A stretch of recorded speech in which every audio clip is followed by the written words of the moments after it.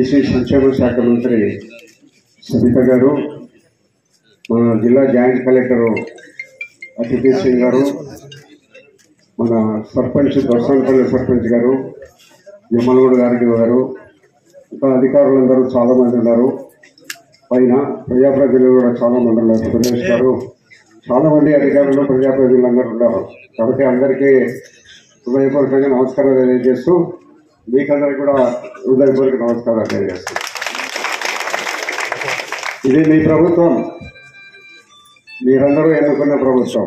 మీరందరూ కష్టపడి ఓట్లేసి తెలుగుదేశం పార్టీకి అధికారంలోకి తెచ్చిన మీ ప్రభుత్వం. ప్రతి ఒక్కరూ నాది ప్రభుత్వం అనేది ఫీల్ కండి. మనం అధికారంలోకి తెచ్చిన ప్రభుత్వం ఇది. మన ప్రభుత్వానికి ఏమైనా కావాలని అడిగి చేయించుకునే దానికి హక్కు ఉంది మనకు. ప్రజల అవసరాలన్నీ తీర్చాల్సిన బాధ్యత కూడా ప్రభుత్వం మీద ఉంది. కాబట్టి ఎందుకంటే ఎక్కడా లేనంత ఘన విజయం సాధించి ఇచ్చినాం మనం. 175 సీట్లకు గాను 164 సీట్లు తెలుగుదేశం పార్టీ మిత్రపక్షాల కూటమి జనసేన బీజేపీ పార్టీలకు రావడం జరిగింది.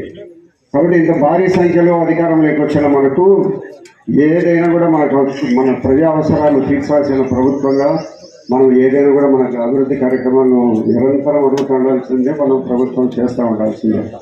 దానికి గాను మనం జిల్లా కలెక్టర్ గారు, జాయింట్ కలెక్టర్ గారు, మరి మా ఇన్ఛార్జి మంత్రి సబిత గారు, వీళ్ళందరూ కూడా ఈ యొక్క అభివృద్ధి కార్యక్రమాలను నిరంతరము పర్యవేక్షించడానికి కోసమే గ్రామాలలో పర్యటన జరుగుతుంది. గతంలో ఎప్పుడు ఇట్లా లేదు. మంత్రులు రావడము, ప్రజా సదస్సులు పెట్టడము, రెవెన్యూ సదస్సులు పెట్టడము, ఇవన్నీ కూడా ప్రజల సమస్యలు పరిష్కారం చేసే పరిస్థితి గతంలో ఎప్పుడు కూడా లేదు. కాబట్టి ఈ ప్రభుత్వం వచ్చిన వెంటనే మరి కొన్ని వాగ్దానాలు చెప్పింది. సూపర్ 6లో వెంటనే పెన్షన్ ఇచ్చినారు. భూ టైటిలింగ్ చట్టాన్ని రద్దు చేసినారు. భూ టైటిలింగ్ చట్టం చాలా దుర్మార్గమైన చట్టం.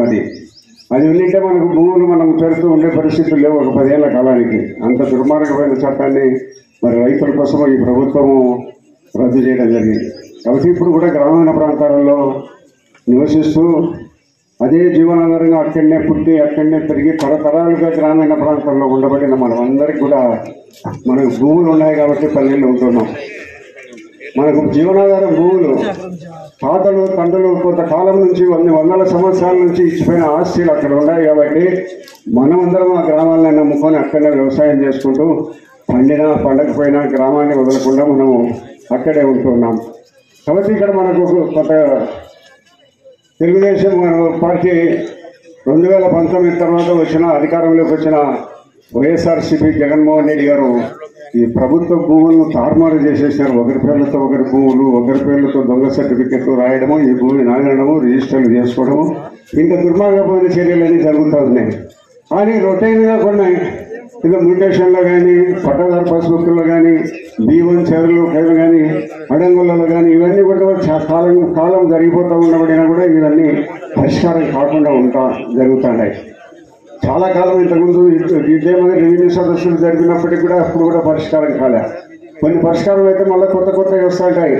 ఇప్పుడు ఈ సదస్సు అనేది మీకు సంబంధించిన భూమి, వ్యవసాయ భూమి, ఎక్కడైనా కూడా మీకు సర్వే నంబరు మీ పేరుతో రిజిస్ట్రేషన్ ఉండి వేరే వాళ్ళ పేరుతో రెవెన్యూ రికార్డులో ఉండడం, మీకు వేరే వాళ్ళ భూమి మీకు వచ్చి పడి ఉండడము, ఈ మాదిరిగా అవకతవకలు జరిగినవన్నీ కూడా మనం రైతులందరికీ సరిదిద్దుకోవడానికి ఇది ఒక మంచి సదవకాశంగా రెవెన్యూ దయచేసి మన రాష్ట్ర ముఖ్యమంత్రి గారు రెవెన్యూ సదస్సులు ఏర్పాటు చేసి గ్రామీణ ప్రాంతాల్లోనే అక్కడికక్కడ పోయి ఆ గ్రామాలలోనే అన్ని రెవెన్యూ గ్రామాలలో సదస్సులు జరుగుతున్నాయి.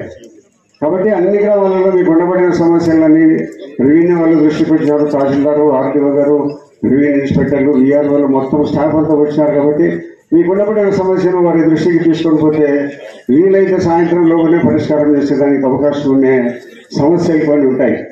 కొన్ని సమస్యలు అవతలలో కూడా పిలిపించి మాట్లాడాల్సిన సమస్యలు ఉంటాయి.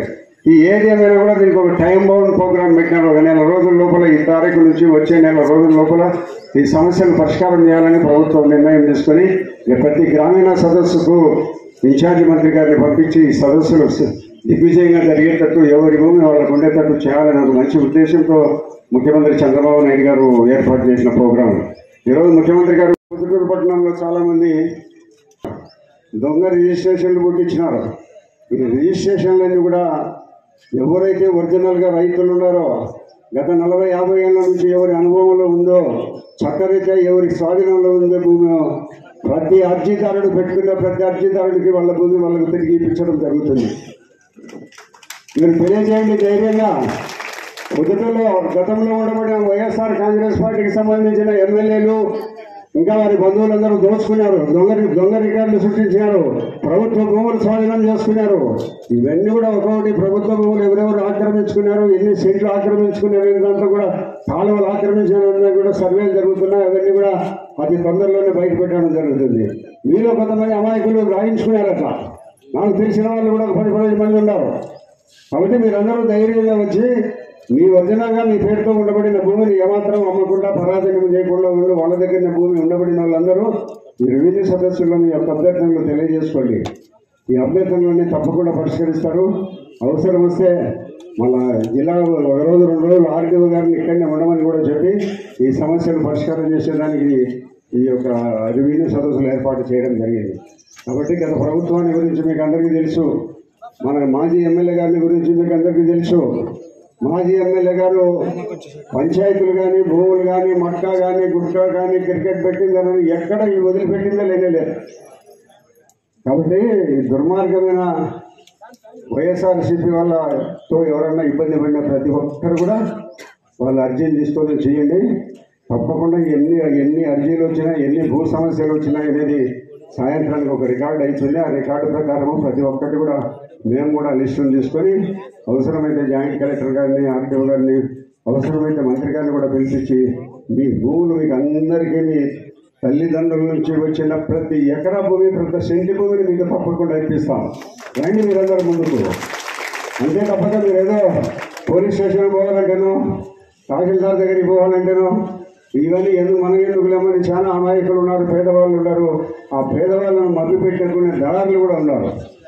కాబట్టి ధైర్యంగా రండి. మీ సదస్సు, ఈ రెవెన్యూ సదస్సు ద్వారా మీకు తెలియజేసేది ఒకటే, ఎక్కడైనా అన్యాక్రాంతం జరిగిన వాళ్ళు ఎవరైనా ఉండి భూమి కోల్పోయిన వాళ్ళ సొంత చట్టబద్ధంగా వారి తండ్రులు ఇచ్చిన భూమి కోల్పోయిన వారు ఎవరైనా ఉంటారండి, వాళ్ళకి తప్పకుండా తిరిగి ఇప్పిస్తాం. అంతేగాని మీరందరూ ప్రభుత్వం వచ్చింది మీ దగ్గరికి ప్రభుత్వం వచ్చి అడుగుతుంది అర్జీలు ఏంటి అని మీ యొక్క సమస్యలు పరిష్కారం చేస్తాం.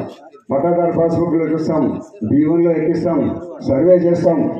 ఈ మాదిరిగా ప్రభుత్వం మీ దగ్గరికి వచ్చి ఇవన్నీ చేయాలనుకుంటాను. కాబట్టి మీరు కూడా నేను ప్రత్యేకంగా మీకు మనవి చేస్తాను, మళ్ళీ ఇటువంటి అవకాశం మనకు రైతులకు రాదు. మనకు ఉండబడిన సమస్యలను దృష్టికి తీసుకురండి, ప్రభుత్వం దృష్టికి, నా దృష్టికి తీసుకురండి, అవసరమైతే మంత్రి గారి దృష్టికి, కలెక్టర్ దృష్టికి కూడా తీసుకొని పోదాం. ఈ సమస్యలకు పూర్తి పరిష్కారం మా ఊరిలో దర్శనానిపల్లి గ్రామంలో మరొకసారి మాకు రెవెన్యూ తహసీల్దారు రెవెన్యూ వాళ్ళతో మాకు పని లేదనే పరిస్థితి కల్పించే పరిస్థితుల్లో మీరందరూ కూడా ముందుకొచ్చి మీ అప్లికేషన్లు ఇచ్చి మీ సమస్యలు పరిష్కారం చేసుకోండి. కాబట్టి ప్రభుత్వాన్ని మనం కూడా ప్రజాస్వామ్యంలో ఓటేస్తున్నాం.